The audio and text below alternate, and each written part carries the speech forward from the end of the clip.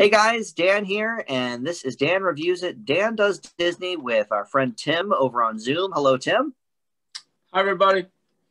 It is time once again to talk about a Disney true life adventure.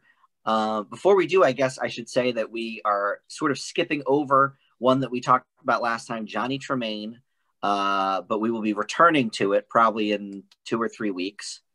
It is available on Amazon Prime, I believe, to rent, but we decided we would rather add the DVD to my Disney collection. So we're going to wait for the DVD to come in the mail. So we're getting a bunch of these true life in a row because I had forgotten to post The African Lion, which would have been, whenever that was. So, all right, eventually we'll get on track here, but we're going to keep going here so we don't slow too much down while we're in the 50s. We're in 57 now for Perri. And Tim, this is quite the interesting one. Yes. I think, we've had a few here that have been relatively the same with the true life adventures, but this is called a true life fantasy. We're going to find out, or not fantasy. What's it called? Yeah, true life fantasy, right? It's called a true life fantasy. So we're going to find out what that means, what makes this different. But a little background, of course, first. So this came out in August of 1957. This was popular enough to get its own re-release in 64 and 72. And it was also nominated for Best Score at the Oscars, which I don't think any of the other ones were. No, because the other ones didn't have songs. I guess that's true. Well, this is score, though. So, I mean, it's the, Yeah, I mean, underneath. Okay, yes. They had that hoedown music and stuff like that, but this one has written songs. Yes, which I guess, yes, we'll talk about that too. But, all right, so this is one of the few true life adventures not directed by James Algar. He's done most of the ones, if not all, that we've talked about so far. This is directed by Paul Kenworthy, who is a cinematographer on some of the other ones, but he also has an honorary Oscar in a non-competitive award for inventing the Kenworthy snorkel camera system, which is some sort of periscope camera that is still used in film today, Tim. Oh, wow.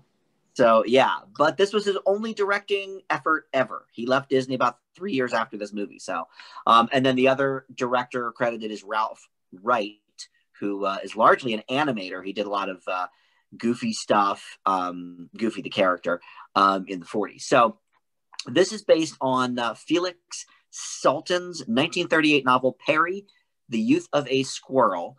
And this was actually the second of 6 Disney films to be based on one of this dude's novels. So he wrote Bambi. Yeah. He wrote The Shaggy Dog. Oh. Which actually he didn't. The book he wrote was called The Hound of Florence, but it turned into The Shaggy Dog. And then they did like a couple of Shaggy Dog movies. They did Bambi 2.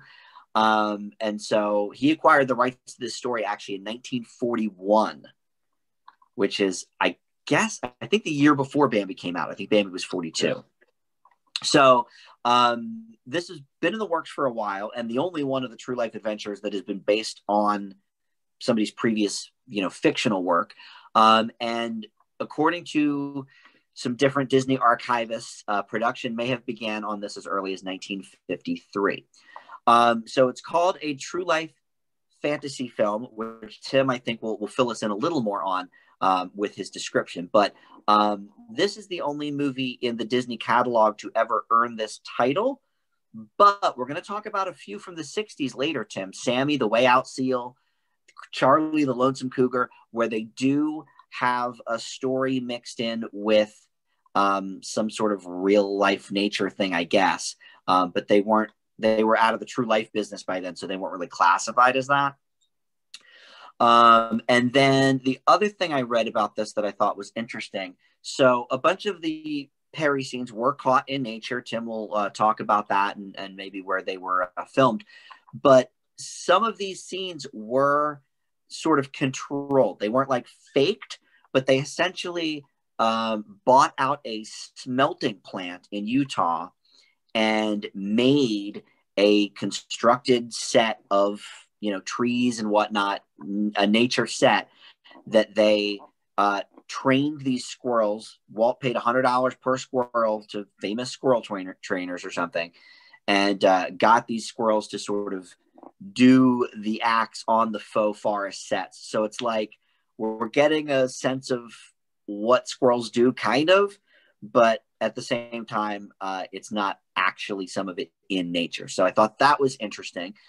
And we'll talk about the fire that comes up in the film. That actually was real. They had the forest fire in the script, but they didn't know what to do with it. And all of a sudden, like while they were shooting, a fire broke out in the area nearby where they were already shooting the outdoor stuff. So they grabbed their cameras and were like, well, let's go film the fire. So luckily they didn't have to fake that. But yeah, it's very interesting, this movie. So let's talk about Perri, the true life fantasy film. Well, before we talk about that, I do want to say that Winston Hibbler is back as the narrator. Yep, what a guy. He also is credited for screenwriting this movie, songwriting this movie, and producing this movie. And I thought that was an interesting distinction because I read that too in the wiki article, and I was like, I thought he had been sort of involved in some of that stuff before. He did work on the screenplay for like two of the other ones, African Lion, I think, among them. But he this is the first time he did the songwriting, and first there was a song written. Yes, correct. So I also have that they filmed 200,000 feet of film, and they only used 8,000 of it. That's pretty wild. It did win a Golden Berlin Bear Award. This is like the third or fourth one in a row, I think, that has. Yeah. Not sure what that is, but it's some like German award, I think. And it was in its infancy in the early 50s, because I think the first True Life one that won was at like the 4th annual Golden Bear Awards. Okay. So yeah, I don't know if they still do them now or not. Yeah, and Paul Kenworthy led a 9-man camera crew to film this, and they filmed most of it in Utah's Unita National Park forest, and then they filmed the winter scenes in Jackson Hole, Wyoming. Yeah, which was another difference from the book, because the book actually takes place in Europe. Yes. Yeah. So Perri is this. The story is of the title character is a young female squirrel who learns about forest life while encountering many different forest creatures, both friendly and dangerous. And as she grows up through the 4 seasons, she finds a mate named Poro. And they call the different seasons, they call it the time of learning, the time of beauty, the time of peace, and together time, which don't really correspond to spring, summer, fall, and winter, because they also say those seasons as well. So I think they kind of used both. And I'm not sure which area of that the forest fire lends itself to, because it's certainly not the time of peace. No, and they basically touch base off it a little bit, but I think those 4 seasons, the time of, were prominent in the book. I think that's why that could be.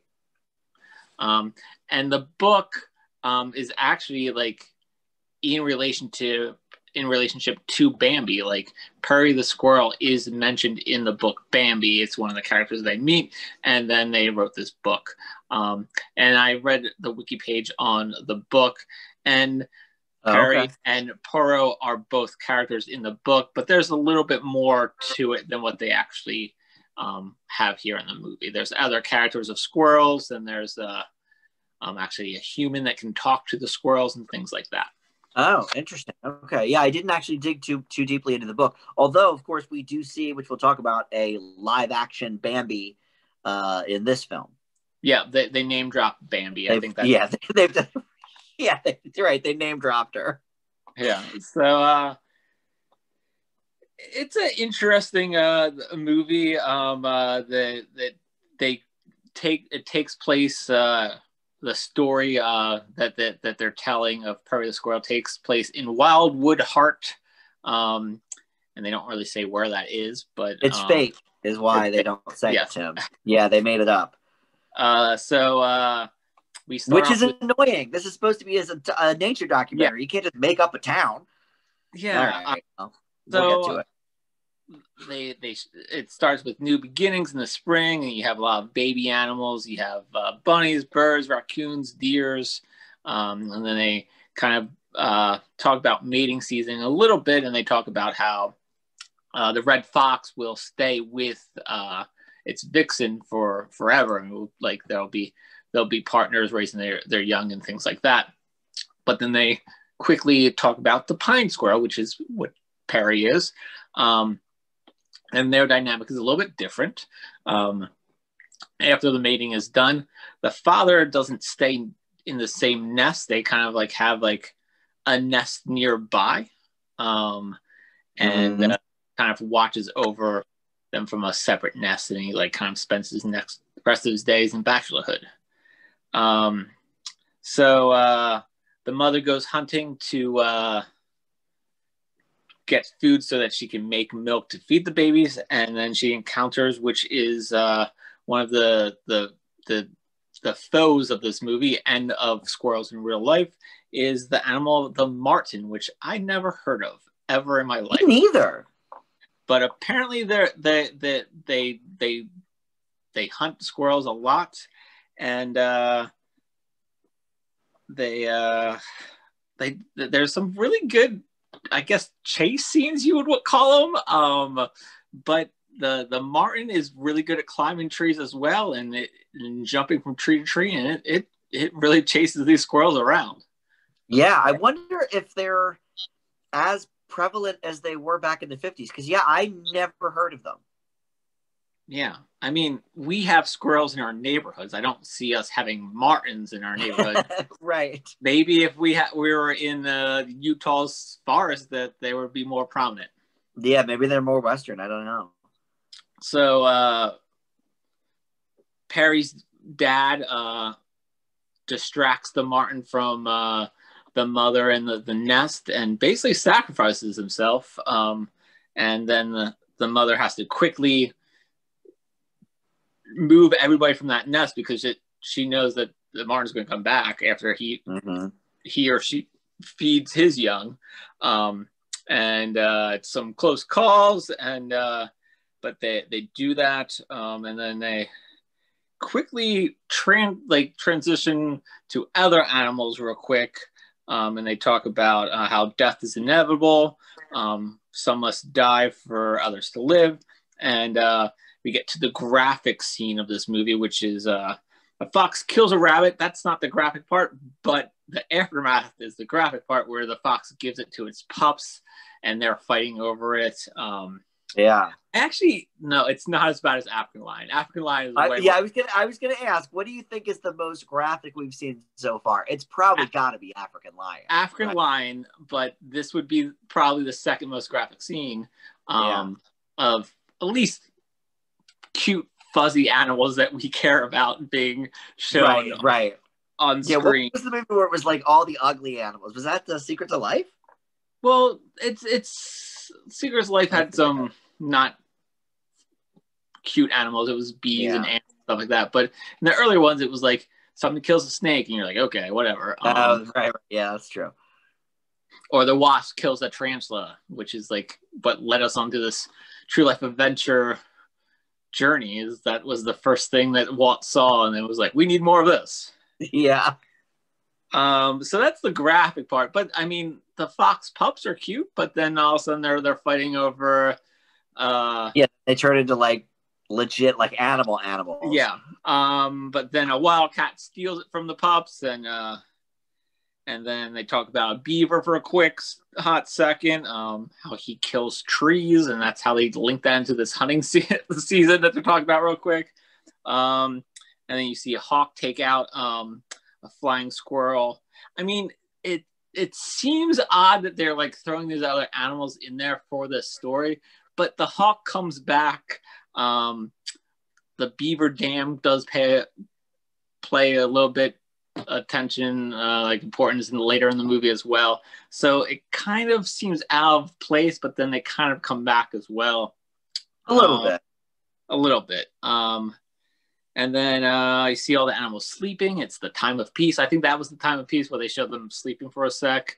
And there's a song for that. I couldn't even understand the words of that song. You didn't like that one, too? No, it was weirdly. I didn't like any of the songs, but at least the Together Time song, which is later in the movie, you could understand the words of the song, and it kind of like made more sense. And we talk about the time of learning, and then we see how Perri learns to walk on tree branches, and then we see baby raccoons doing the same. How we see baby beaver learning how to gnaw down trees that are his size. Wildcats getting schooled in how to line weight and pounce. The kittens are hunting frogs, which is really cute. And then there's like this mouse versus the fox pups. He catches it and then he doesn't really know what to do with it and just lets it go. Yeah. We see transition to summer. We have a family of raccoons that kind of get mixed up with a family of skunks. I actually thought that was cute. I like that scene. By the skunks. Yeah, I thought it was cute where they mixed up and like one raccoon was following the skunks and one skunk was following the raccoons. We see foxes playing, martins wrestling. Then we go back to the squirrels, how they're just like, now they're experts in the trees and it's kind of like a circus. And Perri falls on the ground. And then we get the Bambi name drop and she's investigating the deer. Lake.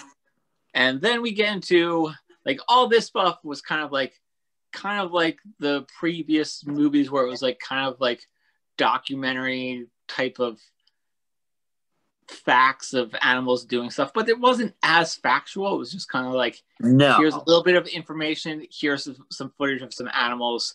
I mean, you're like, okay, but then it's like, okay, here's a story involved in this movie, and we somehow, you don't even see what animals it was, but it might have been some birds or something.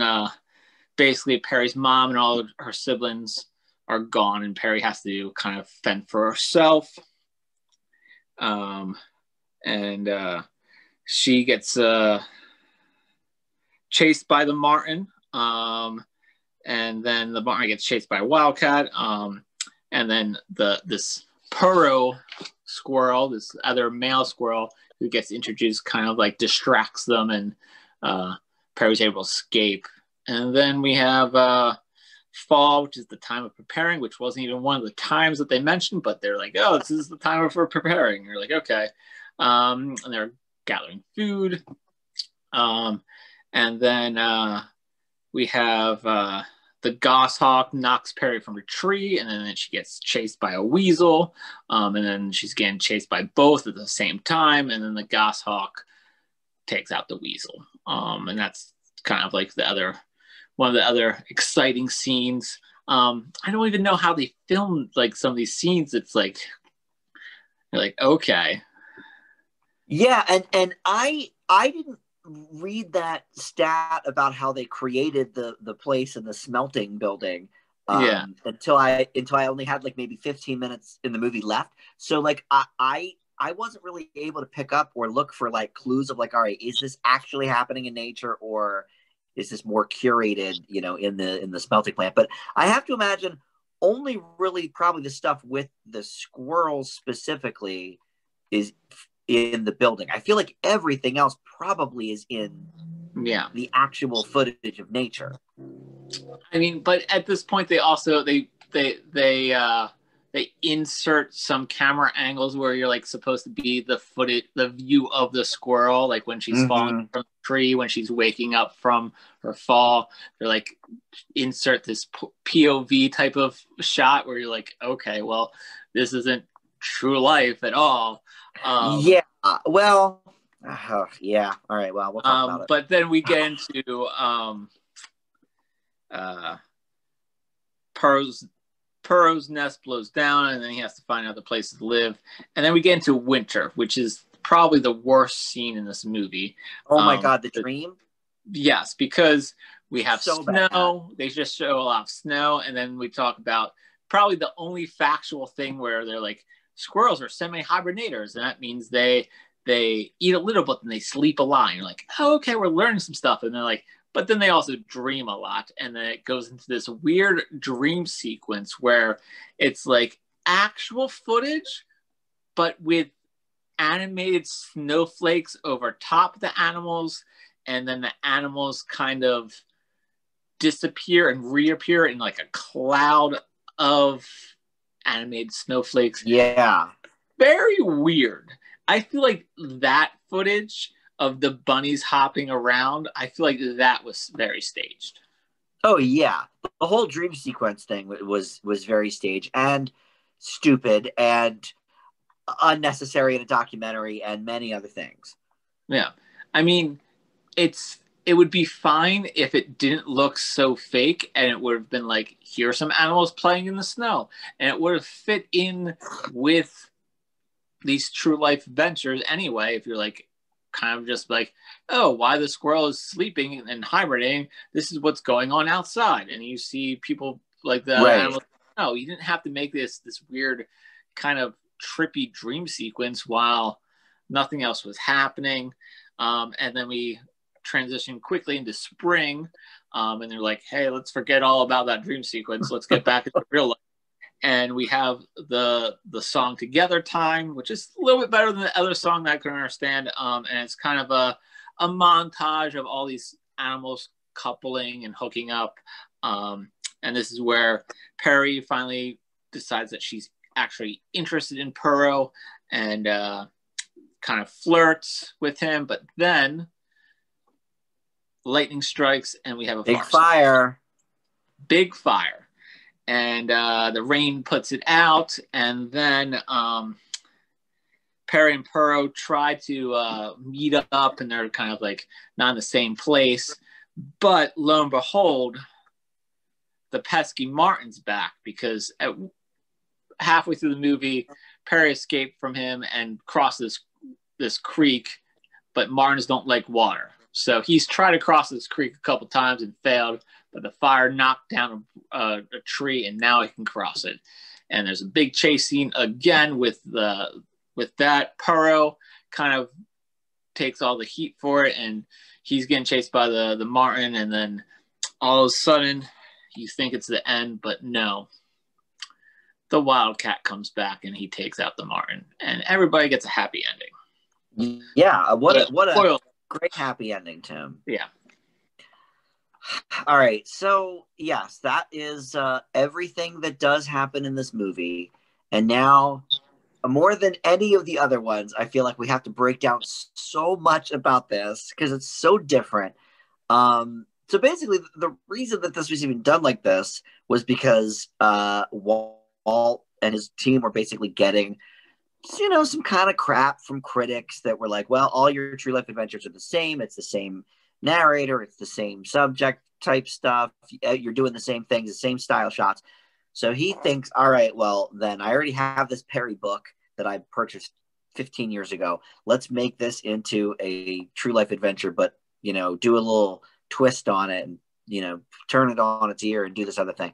And so I think there's a reason that they only did this the one time, because I personally don't think it worked very well. And we can get into why that is. But I think to even call this a documentary is a little bit of a cheat because, like you said, a lot of it isn't. I mean, some of it is, a little bit of it is informational, but for the most part, this is the Disney classic storytelling with real animals instead of cartoons. Yeah, basically. It reminded me of like a Benji movie from the 80s, but like at sometimes like it's like, oh yeah, because like Benji didn't have any talking animals, and it was just like here's a dog and he's in the woods and he like kind of like rescues these I think these bobcats and like yeah. Like, Did they have like voiceover in those movies? I don't remember. No, I don't think they did. I remember okay. Milo and Otis. That one that had like a voiceover narrator. Yeah, because they didn't talk, right? They didn't talk either. I think Ben just was like out there being a dog, and you just kind of followed him. Maybe there was a little bit of a narrator, but not as much as Milo and Otis. I mean, look, this is clearly what sort of set the template, I guess, for today's true, or what's it called, Disney Nature movies. Yeah. Because I feel like, especially with like the ones like Bears, where they name these bears and then they take us on the journey of the family of the bears, but all that stuff is actually happening. Yeah. And they don't.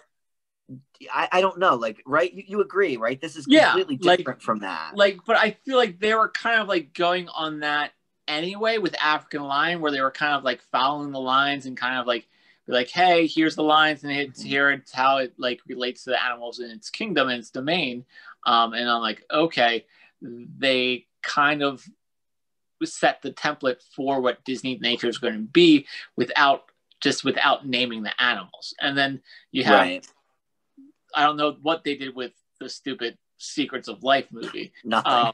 But then you have this one, and I feel like they were kind of getting there.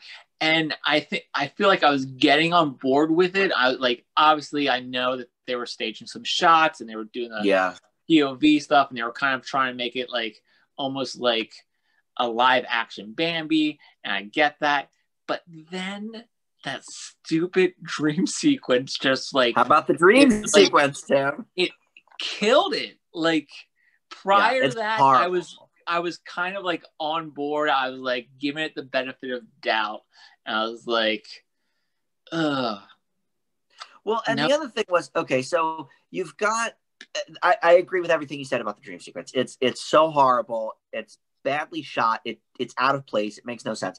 But even before that, like, the problem with this movie really is that it was mainly scripted. I feel like the fact that there was a fire in the script before a forest fire actually happened, like, tells you that they're not actually just going out and shooting nature footage and seeing what happens, which is obviously what they did for a lot of these other things. You know, okay, if something happens, great, we'll shoot it. If not, whatever, we'll just waste the film. But like, the fact that there was a fire in the script and then one happened to break out and they were like, hey, this is great, let's grab our cameras. And then in the classic Disney tropes, the whole family dies. It's like all the classic stuff from Bambi again. It makes sense. It's the same author. Yeah. And like, so they had a story in mind that they wanted to tell, and they were just basically, let's get this footage in real life. Like, right. Yeah. Let's figure out how to get it. Right. It was like, I feel like, and maybe I'm wrong, but to me, the other ones that we've seen seem more like, let's do all the footage and then we'll figure out what we want to use and what the story is and how to narrate it. Here, I feel like they already had a whole narration and they were like, let's now get the footage based around this. And I don't think that's how documentaries are supposed to work. No. So, I can appreciate that he at least changed the name from a true life adventure to a true life fantasy. But since it's still under the guise of the true life, I think it is very misleading. I don't know if they used any of this, these clips in the, like, when they shipped off all the stuff to the schools in the 70s that we had talked about in the other ones. They probably did. I didn't look it up, but I doubt they did, because it definitely does not have as much educational information in it. Yeah, I mean, hardly at all, maybe 10%. Yeah, the only thing that they could really show of like them is like maybe the squirrels trying to learn how to walk on branches and the raccoons doing the same thing. Like, that was probably the only thing that was like somewhat educational. Maybe the chase scenes. Yeah, but I mean, kind of like, see how they interact or whatever. Yeah, it's like, hey, here's a marten chasing a squirrel. Like, I mean, but that's like a minute. Well, no, I mean it's a good 5 minutes probably each time. I would My say God, was it that long? maybe all Well, together. look. All right, so let's talk about these songs here. So you hated all these songs. There are 3 songs in this movie. Yeah. There's the first one's just the break of the day. I actually thought that was all right, but it seems out of place to me in 1957 because it seems like all of those like early to mid 40s Disney movies that's probably why I didn't like them that much, because I felt like I heard them 4 times already, like just like they sound like redos. And you know, look, you and I here, we're in the mid 50s now. We've already heard the Davy Crockett song, which is great. We've heard, you know, the sea shanty that Kirk Douglas sings. I mean, I didn't mind Break of Day, but it's definitely, it belonged in a movie 15 years earlier for sure. Yeah, I feel like it reminds me of like the song that I heard that accompanied like the couple that was ice skating. Remember that one where it was like the big couple and like the rabbits? Is that the Andrews sisters singing? I don't think it was the Andrews sisters, but they did some of them. The second one, Time of Peace, it's terrible. And then the third one I thought was all right, Together Time. Yeah, I thought that one was probably the first 2 were probably the better. The first one and the third one. The second one was like, I don't even know, like the point was to put people to sleep because the animals were going to sleep. So I guess they wanted to put us to sleep too, Tim. I don't know. Yeah. But yeah, I mean, Together Time was okay, but it did seem like a carbon copy of another song in Bambi, called like the springtime song or whatever. I forget. But so look, clearly Walt was trying something here. This big experiment with the Perri. The rhyming. What about the rhyming of the dialogue? So you have Winston Hibbler is the narrator, and most of his narration is kind of in verse, where he rhymes a lot. It's not always. It's sometimes he doesn't. No, and that's almost more frustrating. Yes. Either do it or don't. But it was like 70% maybe was. But it was like he would do a rhyme for a while, and then 4 or 5 lines wouldn't be rhymes, and then he would go back to it. And it's like, you couldn't think of one? Like, either do it or don't, I think. Yeah. So that was also kind of annoying. And I kind of forgot about it. Like, I picked up on it at first, and then I forgot about it for a little while. So maybe there was a big chunk where he doesn't do it. I don't know. But then it picked up again at some point, and I was like, oh, yeah, the rhyming thing. So I don't know. It's either not that obvious, or it definitely doesn't go through the whole movie, though. No. I mean, I picked up on a couple times where he wasn't rhyming, and then all of a sudden he was rhyming again. And then even at the end where it was like, oh, he was rhyming, it was like, oh, and then here's 2 lines that we couldn't figure out rhymes for, and then we go back to rhymes again. It was just like, man, you didn't spend time figuring out how to convey your information without rhyming. I think that's what it was. All right. So did I write anything else down? I mean, that's pretty much all I thought about. I will say, okay, go ahead. I guess the only thing we haven't really talked about was like the quality of the footage. Like, okay, was the quality of the footage good? I thought there was actually some of the footage was actually really good. I thought all the stuff where they were in the trees, I didn't know how they were doing it. Like, I mean, like they were tracking the marten and the squirrels very well with their chase scenes. Like, I could see why they had it seemed like they had 9 cameras out there, like getting some of this footage where they were just kind of, because they were cutting between shots with this chase scene. It seemed like it was the same chase scene. I definitely agree with that. I mean, it is shot very well. And if they had called this a fictional movie, I think I would have been more, not impressed, because it was impressive, but it seems wasted to me to use it on a sort of fake documentary. Yeah. Because they are really cool, real life, true life action sequences. Yeah. And I The did fire think was cool. what fire The was fire cool. was cool. The rain after the fire, they had some amazing shots there. Like the squirrel was on top of the wildcat's back in the stream, and it was like other things like that. It was like just capturing actual real life footage of these animals. Yeah. Like that was probably the most documentary type of stuff that they had in that movie. But don't you feel like if you were a cameraman that was on? I mean, I guess maybe you would have been told ahead of time. But like if you were a cameraman and you were getting all these like really cool, great shots, and then you saw the finished product, and it was just like, they're singing the Break a Day song, and you're just like, well, this isn't a documentary. This is a Disney, story movie. I don't know. I would be pissed, but they probably knew what they were getting into, I guess, when they signed on. But yeah, they were probably like, hey, we need A, B, and C of these squirrels. We need A, B, and C of the martins. We need right. So I guess I guess they knew what they were supposed to be getting. But you're right. They got some very cool shots. You could see why this dude, invented some kind of crazy camera, because he's obviously got a good eye for things. But you can also see probably why this is the only thing he ever directed. Yeah, but I mean, I could also see why. I mean, it was a success, and it was released a couple times.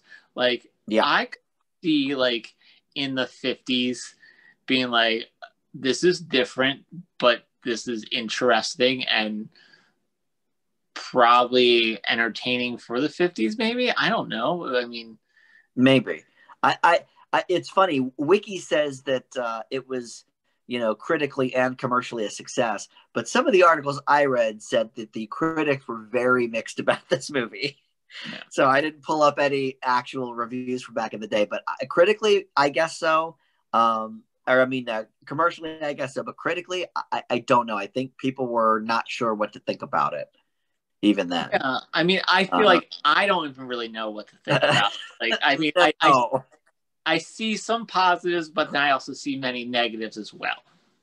Well, the other thing I was going to say that sort of relates to the aftermath of the movie and its success was that they did actually create some, memorabilia and Disney items for sale for this movie, which I don't think any other of the true life documentaries has. They had storybooks about Perri. There was a record, which of course, because of the songs. And there was even a model kit of Perri herself, I guess, maybe in a tree or something. But I mean, that also makes sense because cute.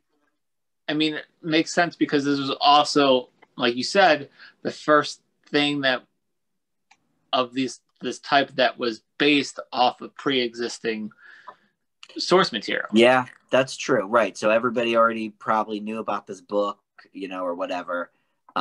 Especially with Bambi such a success, maybe people were looking at this guy's older books and this Perri. So maybe people in the 50s already knew what Perri was before the movie came out. I don't know. And maybe that's why it was somewhat of a success for audiences, because they read the Perri books and they were kind of like, hey, I like Perri as a character, and this movie does it somewhat justice, I guess.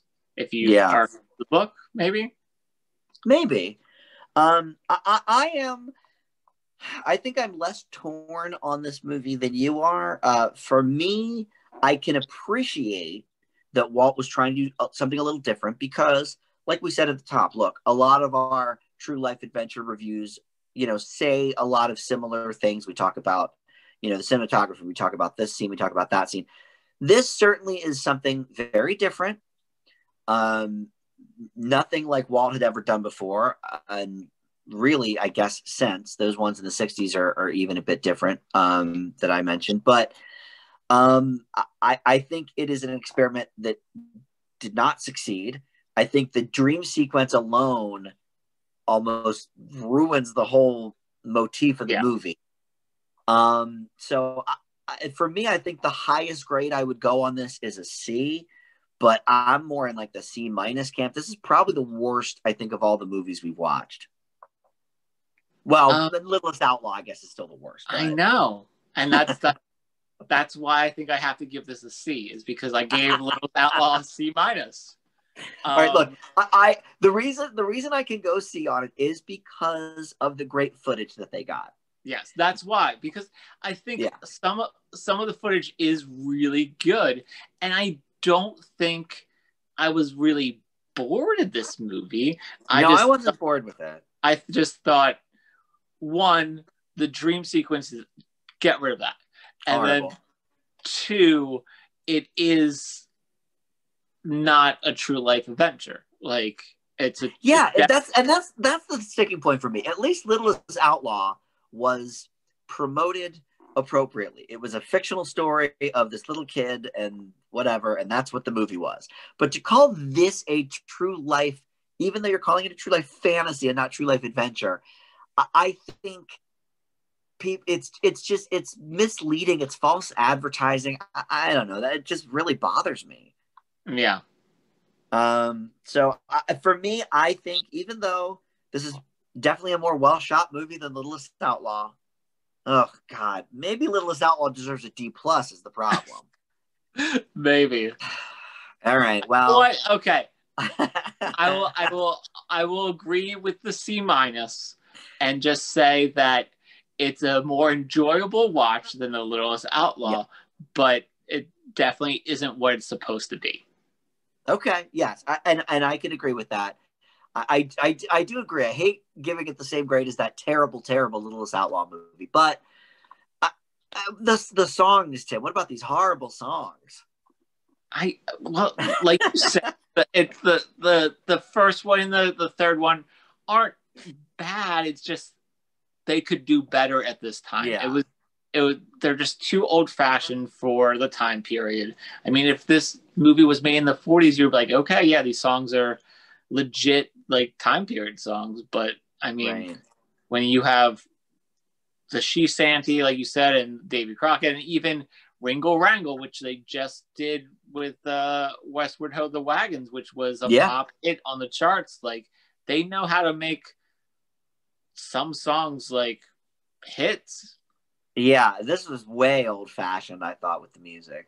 I think our C- is pretty good, Tim, for this movie. I think it's appropriate. But you're right. I mean, the reason to watch it would be for the great cinematography and the great camera work from these guys who worked their butts off for, would you say, 20,000 200,000 feet of film. Yeah. And only 8,000 that was used. So yes. Pretty crazy. All right. So I think that is our last true life adventure for a little while, because obviously, we'll have Johnny Tremain soon. I know there's one or two more to go, but we have, I think it's Old Yeller, and then it's something. And then Joe and I are doing Sleeping Beauty at some point, right? Let me look here. Old Yeller's next. All right, which I have, or is it on Disney Plus? That's definitely on Disney Plus. That's got to be. And then Light in the Forest, I don't have, so that one I might have to get too. And then it's the White Wilderness, which is the one White Wilderness. That's the one not on Disney Plus. Okay, and that's with the last one. Oh no, there's one into 1960. That's in 58, and then the next and last True Life Adventure is in 1960. So we'll go a few without a True Life Adventure. All right, well, we'll be back next. Next will probably be Old Yeller, and then maybe Johnny Tremain after that. We'll see. Yeah. But all right, well, thank you, Tim, for joining again. Yeah. And we'll see you next time. Yeah, see you next time.